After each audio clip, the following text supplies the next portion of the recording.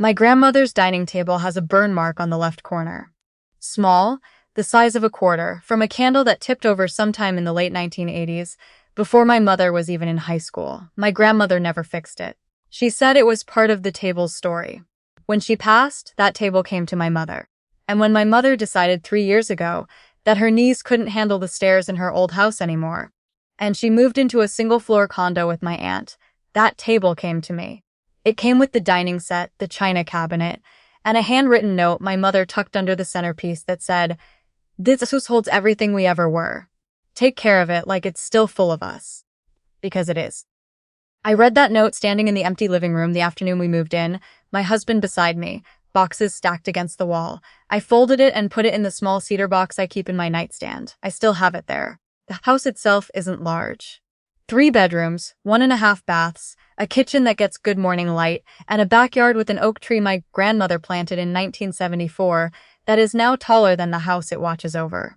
My mother bought it in 1998 with money she had been saving since before I was born. She worked as a medical billing specialist for 22 years at the same practice, drove a Honda Civic until the transmission gave out, took exactly 1 vacation. A 4-day trip to Myrtle Beach when I was 9 that she still talks about as the best 4 days of her life. She refinanced once, in 2009, when things got difficult, and paid it off 7 years ahead of schedule. When she transferred the deed to my name, she did it quietly, the way she did most important things. We sat at that dining table with the burn mark, and she slid the folder across to me and said, "I always meant for this to be yours," I cried. She didn't, because she is my mother, and she doesn't cry in front of people she loves. But her hands were shaking slightly when she picked up her coffee cup, and I noticed. My husband Colton was with me that day. He held my hand on the drive home and said all the right things. He said he understood what it meant. He said he would never take it for granted. He said he felt honored to live somewhere that had that kind of history behind it. I believed him. That was the first mistake I ever made with Colton that I couldn't walk back from. We had been married 2 years when his mother started making comments. Not obvious ones at first. That's never how it starts. His mother, I will call her what she called herself, which was a woman who simply spoke her mind, had opinions about the house the way she had opinions about everything, delivered with a smile that had been trained over decades to make disagreement seem like rudeness. She thought the kitchen could use updating. She thought the backyard was being underutilized. She thought the 3rd bedroom, which I used as a home office, was, quote, such a waste of a perfectly good room. I didn't push back on the comments. I don't know now if that was patience or avoidance. I think it was probably both. The shift I actually remember, the one I can pinpoint now when I look back, happened on a Tuesday in March. Colton and I were eating dinner, the kind of quiet weeknight dinner where not much is said because nothing needs to be. And he mentioned, almost as a sidebar, that his younger brother Theo was having some trouble. I knew Theo. 24 years old, had been living with a roommate in a 2-bedroom apartment, about 40 minutes from us, had recently lost his job at a logistics company after something he described as a personality conflict with management, and what his mother described as a situation that was entirely not his fault. I liked Theo well enough. He was funny in the scattered way of someone who had never quite figured out how to apply himself, and I had never held that against him.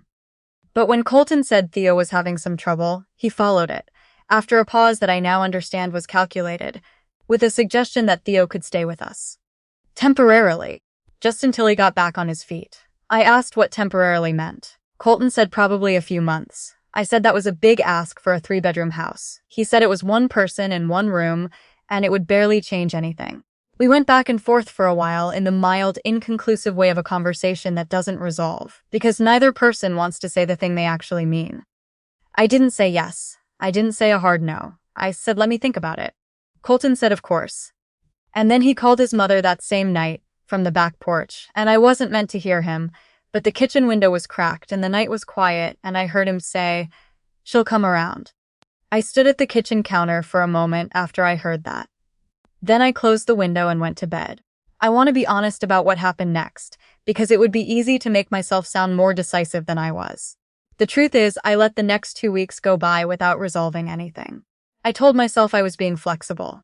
I told myself this was what marriage required. Colton was attentive and kind during those 2 weeks, in a way that I recognized in the back of my mind as the behavior of someone trying to soften a position rather than the behavior of someone who had forgotten the conversation entirely. He brought me coffee in the mornings. He offered to cook twice. He asked about my work, my sister, a book I had mentioned wanting to read. I appreciated it. I also knew what it was. Then his mother called me directly. That was new. She usually communicated through Colton, the way generals communicate through adjutants, maintaining the distance of someone who expects others to handle logistics. But she called me on a Thursday afternoon while I was eating lunch at my desk, and she was warm, genuinely warm, the particular warmth of a woman who has learned that warmth is more persuasive than argument. She said she was worried about Theo. She said this in a voice that made the words sound like a confidence rather than a campaign. She said he needed stability, structure, family around him. She said she knew I was such a generous person. She had always seen that in me, from the very beginning, and that she hoped Theo might be able to stay with us while he figured things out. And then, after a small pause, she said it would also give her somewhere comfortable to stay when she visited. Her own apartment was small, the drive was long. It would be so much easier if she had a proper room waiting for her. I set down my fork. I said I would talk to Colton. She said, of course. But I want you to know, I'm counting on you.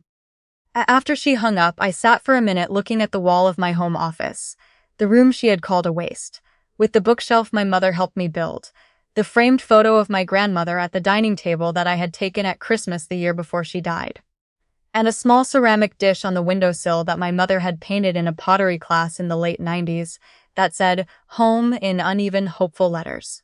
I thought about what my mother's hands had looked like when she slid that deed folder across the table to me. That night, I told Colton I needed to talk seriously about what was being discussed. He sat across from me, and I said directly that I was not comfortable with his mother staying in this house regularly or using a room here as a de facto second residence. I said I understood that Theo needed help, and that I was willing to have that conversation on its own terms. But the two things had gotten bundled together in a way I hadn't agreed to. Colton listened. Then he said something I had heard before in slightly different forms, and never quite registered for what it was. He said, "This is our home, not just yours." Technically true. We lived there together. We had built a life in those rooms. But this house was not something we had built together. This house was something my mother had built over 22 years of careful, unglamorous work. Something she had transferred to me as a deliberate act of love and intention. The fact that Colton lived here did not make it his to extend on behalf of his family without my full, uncoerced agreement. I said that to him, more calmly than I expected. He said he thought I was being territorial. I said I thought he was reframing a boundary as a personality flaw, and that I'd like him to stop. The conversation ended without resolution, which is its own kind of answer. What happened next came 4 days later. I came home from a grocery run on a Saturday afternoon to find his mother's car in the driveway. This was not unusual. She stopped by without advance notice somewhat regularly, which I had never fully addressed and now understood I should have. What was unusual was that when I came in through the side door into the kitchen, I could hear her voice coming from the back of the house, from the hallway that led to the bedrooms. I set the grocery bags down and followed the sound. She was standing in the doorway of my home office. She had her arms crossed, her head tilted slightly, the posture of a person conducting an assessment. She had moved the small ceramic dish from the windowsill to the bookshelf. Just shifted it, not dramatically, maybe to look at the light, maybe without thinking, maybe entirely on purpose. But it was in a different place than I had left it. I stopped in the hallway. She heard me and turned and smiled, full and immediate, and said, "Oh good, I was just looking at how this room is set up. I think with just a few changes it would make a wonderful guest room. Theo could even use a proper desk if you cleared some of this out." Colton was standing a few feet behind her. He looked at me and did not say anything. I looked at the dish. I looked at my grandmother's photograph on the shelf. I looked at the uneven, hopeful letters on the ceramic piece my mother had painted in a pottery class a quarter-century ago. I felt something quiet settle over me. Not anger, though there was anger underneath it, something older than anger. The knowledge of exactly what was happening and exactly what I was going to do about it. I smiled. She noticed the smile because it was not the smile she expected. It was not flustered or apologetic or accommodating. It was the smile I think of someone who has just decided something. I said, "I actually need to show you something. Both of you. Can you come to the dining room?" She said, "Of course," in a tone that suggested she thought this was going in her direction. We went to the dining room. I went to the side cabinet where I keep important documents in a fireproof box, and I took out the folder. My mother's handwriting on the tab, the deed transfer inside. I set it on the dining table, on the burn mark side, which felt right somehow. I opened it. I turned it to face them. I didn't raise my voice. I have noticed that I never raise my voice when I mean something most deeply. The voice goes quieter, if anything. More careful. Like the words need to be exact. I said, I want to make sure we're all working from the same information, because I think there's been some confusion about what kind of decisions can be made about this house. She started to say something. I continued. I told her that this house had been purchased by my mother in 1998, that my mother had made every mortgage payment, including through the recession, without missing one, that she had driven the same car for over a decade and taken one vacation in 20 years, so that this address could be paid for and secure. That when she transferred it to me, she transferred something that was not just real estate, but the physical record of what she had sacrificed to give me a stable life. That record was in my name, not a family name, not a shared name, my name and my name alone. I pointed to the line. His mother looked at it. I watched her read it. I watched the assumption she had arrived with. The assumption of someone accustomed to things reorganizing themselves around her preferences begin to shift. I said that she was welcome in my home. I wanted to be clear about that. There was no hostility toward her as a person, and I had no wish to create distance between Colton and his family. But the room she had been assessing was my office, not a guest room, and it would remain my office. Theo was welcome to visit. He was not welcome to move in. And the idea of designating a permanent room for her visits was not something I was willing to consider. And then I said the thing that I think was the thing she hadn't expected because it wasn't angry. And it wasn't an ultimatum dressed up in careful language. It was just a fact. I said, my mother gave me this house. That means the decisions about this house are mine. Not ours in the sense you've been assuming. Mine. I love my husband and I want this to be a good home for both of us. But I will not hand pieces of my mother's sacrifice to people who walked in and decided they were entitled to them. She didn't drop her hand this time. There was no hand extended.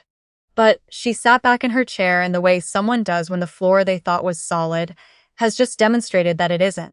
She looked at Colton. Colton looked at me. He said my name, just my name. The same way Ryan had said Teresa's I imagine, with nothing else ready. His mother said, after a long moment, I see. 2 words. She was not a woman who said only 2 words often. But she said those 2 and then she was quiet. I closed the folder. I put it back in the cabinet. I offered to make coffee because despite everything, I had been raised to be a decent host, and she accepted because despite everything, she was not going to let anyone see her off balance if she could help it. She stayed for about 40 minutes more. The conversation was surface level and careful in the way of a conversation being navigated around a new reality. She did not bring up Theo. She did not bring up the office. She said the backyard looked nice, which it did, because the oak tree my grandmother planted was starting to go green at the edges with the first signs of spring. She left without incident. Colton and I did not talk until she had been gone for almost an hour. He came to find me in the office, where I had gone to put the ceramic dish back on the windowsill, and he stood in the doorway and said, I owe you an apology. I said, I know. He said, I kept telling myself I was trying to help my family. But I was making decisions about something that wasn't mine to decide about, and I let her do the same thing, and I should have stopped it before it got here. I said that I appreciated him saying that. I meant it. What followed was not easy, and I don't want to describe it as if it were. There is a version of this story where that conversation fixed everything cleanly, and I could wrap it up in a sentence and call it resolved. The truth is messier and more valuable than that. We spent the better part of 6 weeks in the most serious conversations we had ever had. Things came up that had been accumulating for a long time. The way he had been deferring to his family's preferences across smaller decisions for years. The way I had been absorbing accommodations I hadn't agreed to because I didn't want to seem inflexible. The way we had both been avoiding the deeper questions about whose comfort we were actually centering. It was uncomfortable. It was also, I think, the first time we were genuinely honest with each other about the architecture of our marriage rather than just the surface of it. Theo found a room in a shared house about 20 minutes from his mother. She helped him with the deposit, which I thought was a reasonable solution, and which I kept to myself. Colton calls her twice a week. She comes for dinner about once a month. She is polite to me in the precise, deliberate way of someone who respects a boundary they didn't choose, but have decided to acknowledge. It isn't warmth, not yet, and it might never be exactly warmth. But there is a quality to it that I find more honest than the warmth she performed, when she thought she was getting something. My mother still doesn't know most of what happened. She is the kind of person who worries in silence and carries things long after the crisis has passed, and I saw no reason to give her something to carry. What I know is that when she calls and asks how the house is doing, and she does ask, every time, she asks about the house the same way she might ask about a child. I can tell her honestly that it's fine. That it still smells like the same places she spent her life building. That the oak tree in the backyard is doing what oak trees do, which is grow a little more each year without being asked. The ceramic dish is on the windowsill where it belongs. The photograph of my grandmother is on the shelf. The burn mark on the dining table is where it has always been, on the left corner the size of a quarter, from a candle that tipped over in the late 80s. My mother gave me this house. That means I know exactly what it holds. And I know exactly whose hands it belongs in.